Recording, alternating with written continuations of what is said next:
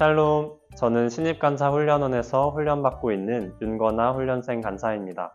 함께하는 공동체에서 주님의 사랑을 주고받는 하루가 되시기를 바랍니다.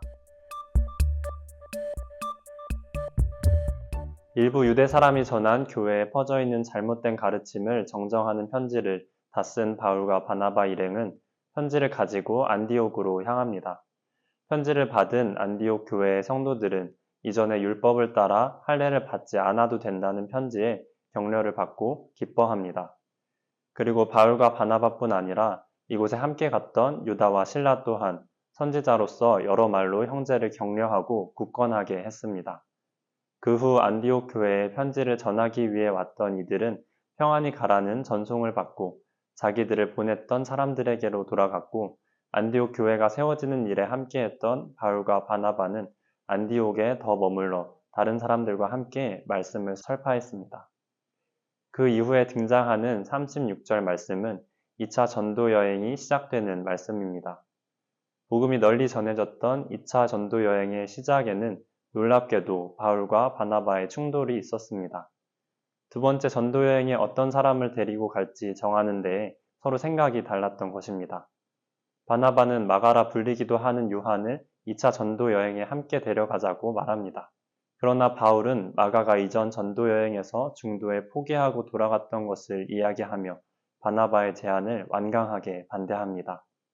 사도행전 13장 13절을 보면 바울과 동행하는 사람들이 배를 타고 버가에 도착했는데, 이곳에서 요한은 이들을 떠나 예루살렘으로 돌아가고 다른 사람들은 이곳에서 더 나아가 계속해서 복음을 전했다고 기록되어 있는데, 이 요한이 오늘 본문에 등장하는 마가입니다. 마가가 이들을 떠나서 예루살렘으로 돌아갔던 이유에 대해 몇 가지 견해가 있지만, 어떤 이유든 간에 전도 여행을 끝까지 마치지 못한 마가를 전도 여행에 데려가는 것에 있어서 바나바와 바울은 의견이 극명하게 갈렸습니다.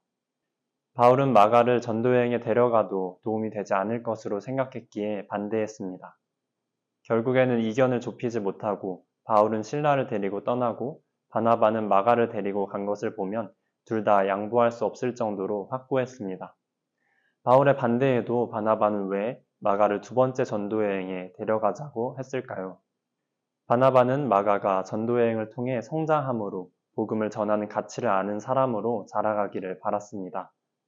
마가가 지금 당장은 연약하고 부족할지라도 더욱 성장해서 함께 복음을 전하는 제자가 되기를 바라는 마음이었을 것입니다. 그렇다면 이 사건 이후에 바울과 마가의 관계는 어떻게 되었을까요?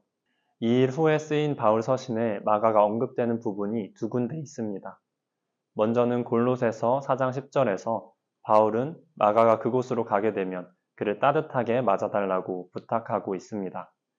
그리고 죽음을 코앞에 두고 썼던 디모데후서 4장 11절에서 바울은 이렇게 말합니다. 누가만 나와 함께 있느니라. 내가 올 때에 마가를 데리고 오라. 그가 나의 일에 유익하니라. 전도여행에 데려가는 것을 완강히 반대했던 바울이 이제는 마가가 자신의 일에 유익한 사람이라고 말하고 있습니다. 마가는 변화되었습니다. 세상 속에서 그리스도인으로 예수 그리스도의 제자로 살아간다는 것은 쉽지만은 않은 일입니다. 이 세상을 따르지 않으며 빛과 소금으로 구별되어 살아가는 것이 때로는 버겁고 지치는 순간들도 있습니다. 때론 나의 부족함과 연약함으로 인해 낙심하기도 합니다. 예수님의 모습과는 너무나도 거리가 먼 나 자신의 참 답답함을 느끼기도 합니다. 저는 말을 잘 못하는 사람이었습니다. 다른 사람들과 편안하게 대화하는 것이 익숙하지 않아서 모임을 주도하는 것이 너무나 부담스러운 사람이었습니다. 순장이 된 첫 해에 여러 순모임과 순원 모임을 인도할 때 무슨 말을 해야 할지 몰라서 정적이 자주 흘렀고, 이런 정적에 저는 답답함을 느꼈습니다. 처음에는 너무나도 미숙했지만 시간이 갈수록 점차 모임을 인도하는 것이 어렵지 않아졌고, 이제는 처음 만나는 사람과도 큰 어려움 없이 대화할 수 있게 되었습니다. 우리는 나의 연약함에 그리고 다른 사람의 연약함에 전전긍긍하곤 합니다.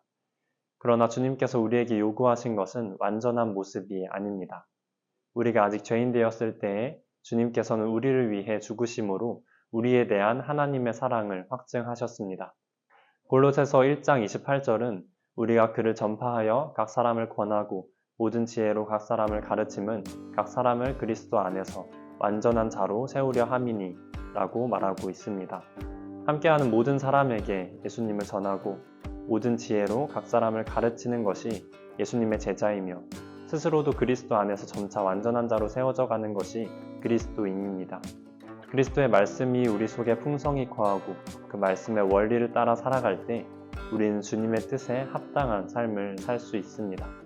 자신 또는 다른 이들의 연약함에 지쳐있는 분들이 계시나요? 그리스도 안에서 완전한 자로 세워져 가고 다른 이들을 사랑으로 권하며 완전한 자로 서는 것을 돕는 여러분이 되시기를 축복합니다. 샬롬.